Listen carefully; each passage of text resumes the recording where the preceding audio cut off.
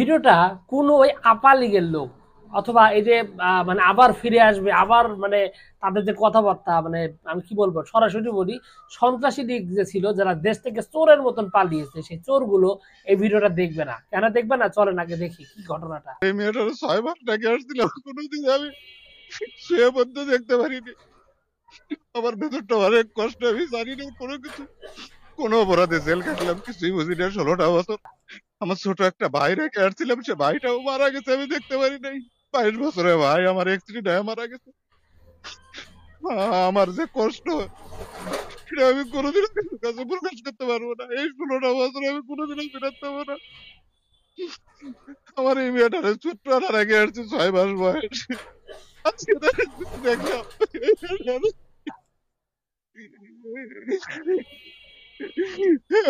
আমার ওয়াইফ আয়েশা অনেক কষ্ট করে গার্মেন্টসে চাকরি করে মেয়েটা রাত 12টা পর্যন্ত। আমার এই ওয়াইফ, আমার স্ত্রী রাত 12টা পর্যন্ত গার্মেন্টসে ডিউটি করে, আমার খুলছাটা বাইরে যায়, আমি সহ্য করতে পারি না। রাত 12টা পর্যন্ত ডিউটি করে।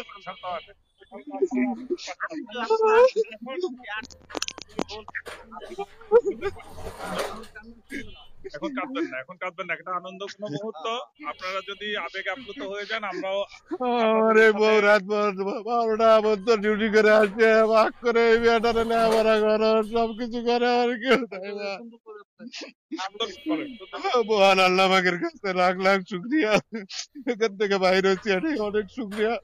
বাবা মা বৃদ্ধ, তাদেরকে দেখাশোনা করার লোক নেই, মুক্ত আকাশে ভাইরা আজকে আল্লাহ পাকের কাছে লাখ লাখ শুক্রিয়া, আল্লাহ পাকের কাছে আপনাদেরকে অনেক অনেক ধন্যবাদ, আপনাদেরকে অনেক অনেক ধন্যবাদ। সরকারের চাওয়া আমরা দীর্ঘদিন যাবৎ জেল কাটছি, কিছু জানি না। আমাদের বউ বাচ্চা নিয়ে যাতে আমাদের ভালোভাবে চলতে পারি, আমাদের যাতে চাকরিটা ফেরত দেয়, আমরা কিছু জানি না। পূর্বের ন্যায় যেন দেয়। আজকে আজকে দেখেন বিমানতে খবর শুনি বিমানে যে বর্ডার থেকে আসা ওই রাজশাহীতে এসে হামলা করতেছে, এই করতেছে। আর যদি মিডিয়ার সদস্যরা থাকতো, ওরা কিছু করতে পারতো না, বাঙালিদের উপরে হামলাও করতে পারতো না, কোনো কিছু করতে পারতো না। এই মিডিয়াররা পড়ার পাহারা দিচ্ছে, কত সুন্দর মিডিয়ার নাম শুনলে তারা ভাইগা চলে যেত, আর আজকে তারা আমাদের উপর হামলা করে। এর চেয়ে দুঃখজনক আর কি হতে পারে? বিপ্লব পরবর্তী আমরা চাই নির্বাচনে আমাদেরকে বিএনপি আবার তিনটি চাকরিতে কারণে হেরে যেতে বহাল করা পারে। হোক। আর এই তিনটি কারণের এই তিনটি এতটাই প্রকট হয়ে 18,000 উঠছে যে মিডিয়ার বিএনপির শীর্ষ নেতারাও এই তারা কি বিষয়টি নিয়ে অপরাধ আমি চিন্তিত। মনে করি। বিএনপির ভারপ্রাপ্ত চেয়ারম্যান আমার জনাব তারেক রহমান আমি নিয়মিতই কথা এই বলতে ব্যাপারে হ্যাঁ, পারতেছি না। আমাদের যে চাওয়াটা, আমরা চাওয়াটা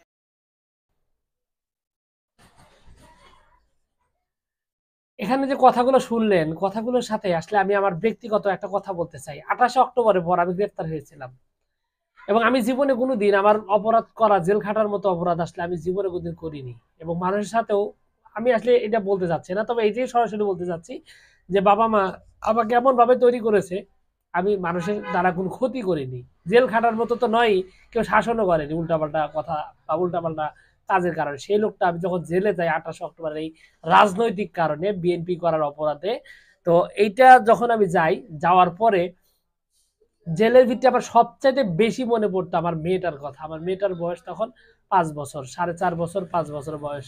মেয়েটার কথাগুলো আমার কানে এসে রাখতো জেলখানায়। ওই সময় আমার দলের যে নেতা রয়েছেন, আমার রায়গঞ্জ থানার শীর্ষ সকল নেতাই সেখানে ছিল।